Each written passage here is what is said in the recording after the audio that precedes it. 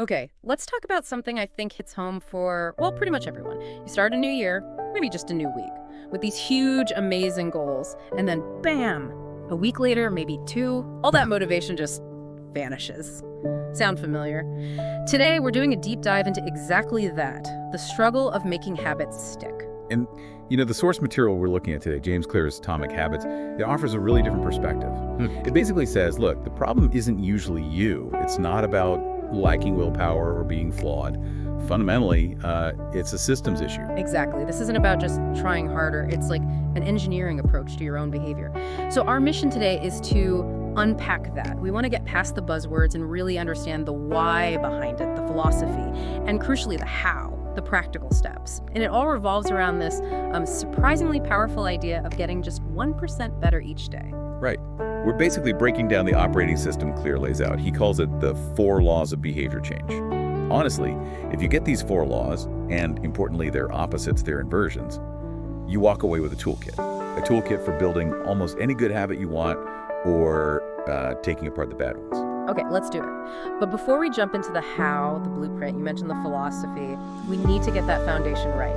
There were 3 big ideas underpinning this whole thing. Let's start with that core concept, the power of tiny improvements, that 1%. Yeah, and it's maybe the hardest one for us to really grasp. We're wired for big results, right? Yeah. Instant gratification. So we tend to overestimate the impact of one big moment, that breakthrough decision or that massive goal. And at the same time, we totally underestimate the value of these small, almost invisible daily actions just showing up. Why, though? If it's so powerful, why do we give up on that 1% thing so quickly? It feels like common sense, but we drop it. Because the early results are, well, they're tiny. If you get 1% better today, you don't feel 1% better, right? Yeah. It's not noticeable. And because we don't see that immediate payoff, we think this isn't working. We get impatient and quit. But this is where the math just becomes, honestly, it's kind of mind-blowing. Yeah, hit us with the numbers again, because this is where you see that exponential curve really kick in. Okay, think about it. If you manage somehow to get just 1% better each day for a whole year, the compounding effect means you end up, wait for it, 37 times better by the end of that year. 37. It turns that tiny, seemingly insignificant daily input into this massive exponential outcome. 37 times better, from something that felt like almost nothing on day one.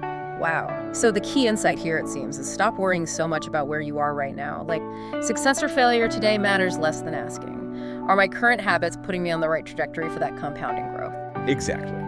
And flip it around, the downside is just as dramatic. If you get just 1% worse each day for a year, maybe you skip the gym, eat poorly, just small things, you decline almost all the way down to 0.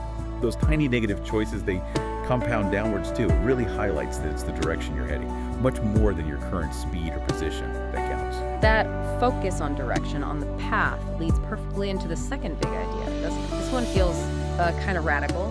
Forget goals, focus on systems. We're so goal-oriented as a society. We really are. Goals are the results, right? Run the marathon, write the book, get the promotion. But the Atomic Habits philosophy flips that. It says, okay, goals are fine for setting a direction, but your real focus, that needs to be on the system. The system is the process that actually leads to those results. The argument is basically obsess over the system, not the goal. Wait, hang on. If we forget the goal, how do we know where we're even going? Don't we need that target? Yeah, that's the nuance. You absolutely need goals to decide where to point your ship. Direction matters. But systems are what actually propel the ship forward, day after day. So if you're stuck, if you're not making progress towards something, the book argues the issue isn't you, and it's probably not even the goal itself. It's your system for achieving it. That's what's broken. Goals are like a finish line you cross once. Systems are what you do every single day. Okay, that makes sense. We celebrate crossing the finish line, but we live our lives running the race, basically. We live inside the system. And there's a core quote that really hammers this point home, isn't there? Yeah, it's pretty blunt. You do not rise to the level of your goals. You fall to the level of your systems. Think about that. No matter how ambitious your goals are, if your underlying system is weak or messy or just non-existent, you'll inevitably get pulled back down to whatever that system can actually support. Your results reveal your systems. So you have to fall in love with the daily grind, the process itself, not just the dream outcome. Which brings us nicely to the third pillar. This feels like the deepest level. Identity-based habits. This is where it gets really powerful, I think. It connects your actions directly to who you believe you are deep down. See, most habit change attempts are outcome-focused. I want to lose 20 pounds, or I want to write a novel. Identity-based change shifts the focus. It's not about the outcome, it's about the identity you want to embody. So instead of, I want to run a marathon, it becomes, I am runner. Okay. So my current habits, they're just reflecting my current identity. If I, spend my evening scrolling social media, my behavior is essentially casting a vote for me being a person who scrolls social media. Precisely. Your actions are evidence of your current identity. So if you want habits that last, you can't just change the action. You need to change the underlying belief about yourself. And the book gives 2 clear steps for doing that. Okay, what are they? Step 1. Step 1, decide the type of person you want to be. Not what you want to achieve, remember, but who you want to become. A healthy person, a writer, a punctual person, whatever it is, define that identity. Okay, define the identity. And step 2. Step 2, prove it to yourself with small wins. Those tiny 1% improvements we talked about, they're not just about getting tasks done. Each small action is like collecting evidence that supports your new desired identity. It all ties together. Right. That voting analogy you mentioned earlier, that really makes it click. That's the exact quote. Every action you take is a vote for the type of person you wish to become. No single instance will transform your beliefs, but as the votes build up, so does the evidence of your new identity. So you're not just, say, meditating for 2 minutes. You're casting a vote for yourself as a calm and mindful person. I really like that framing. It changes the feeling around those small tasks. It's not a chore, it's an act of becoming. Exactly. So now that we've got that philosophical bedrock, the power of small, the focus on systems, the identity driver, now we can really talk about the practical stuff.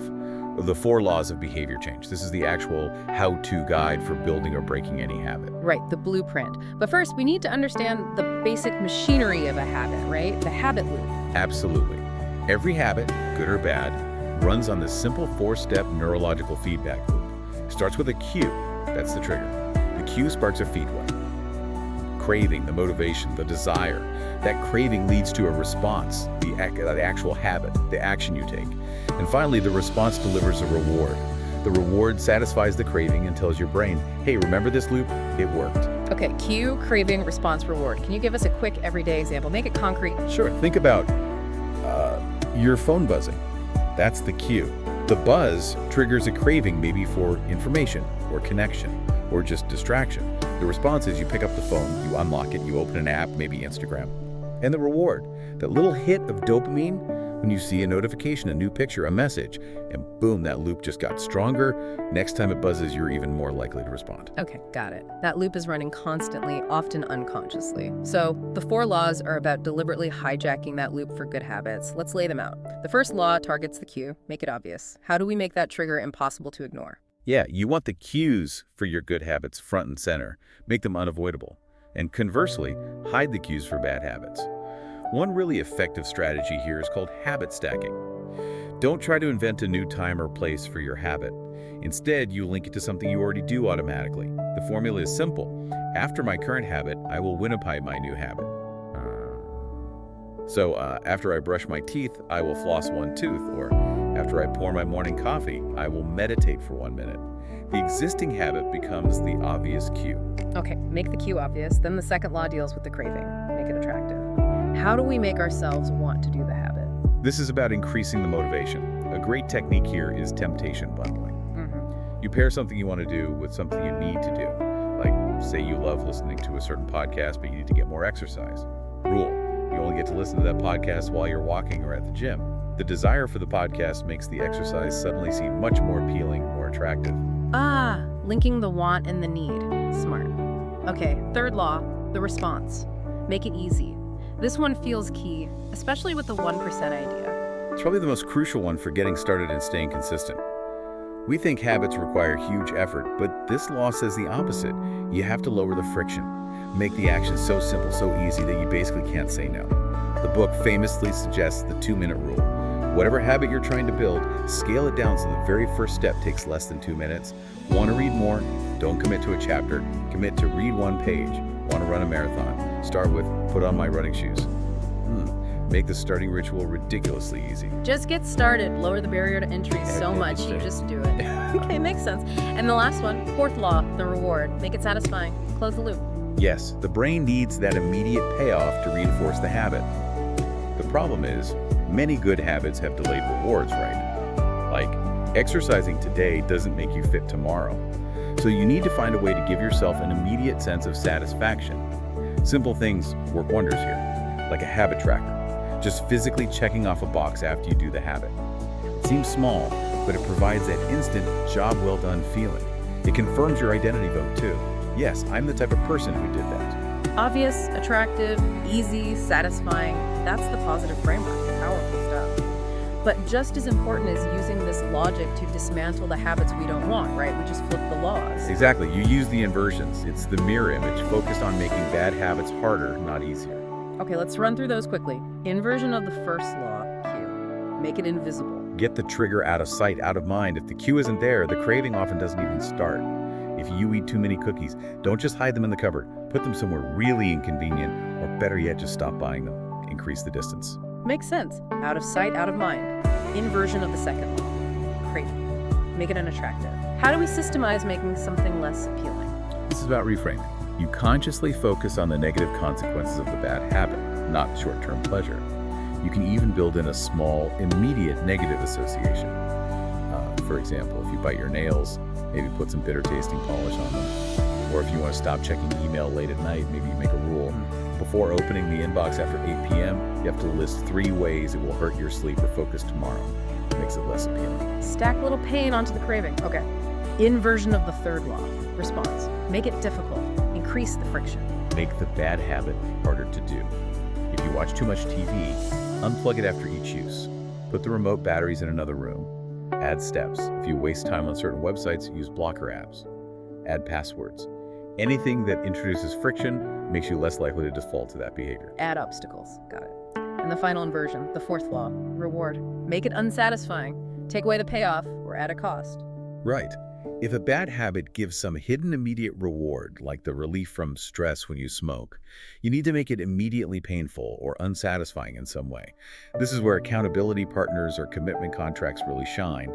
You tell someone, if I do X bad habit, I owe you $20. Or you have to publicly report your failure.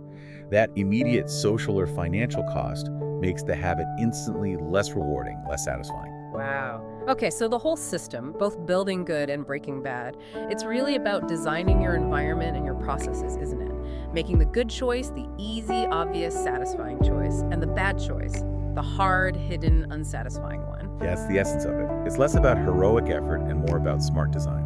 And it requires patience. There's a great analogy in the book that captures the long-term nature of this work. Oh, yeah. What's the analogy?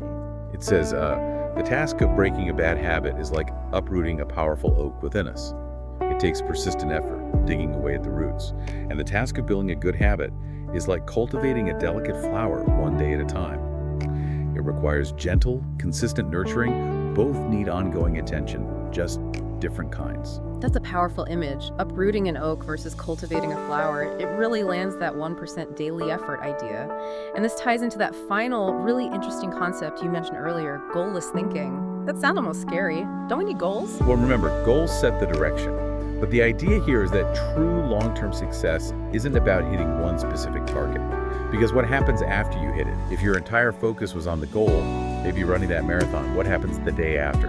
Often people just revert back to their old systems because the driving force, the goal is gone. Right, the motivation disappears once the target is hit. So embracing goalless thinking, what does that actually mean day to day? Am I just drifting? Not drifting. It means you shift your primary focus from the destination to the journey, from the outcome to the process. The real purpose of building these excellent systems isn't just to achieve one thing.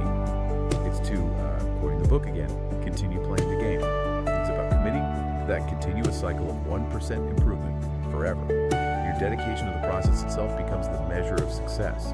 That ensures that even when specific goals come and go, you're always operating from a foundation of effective systems, always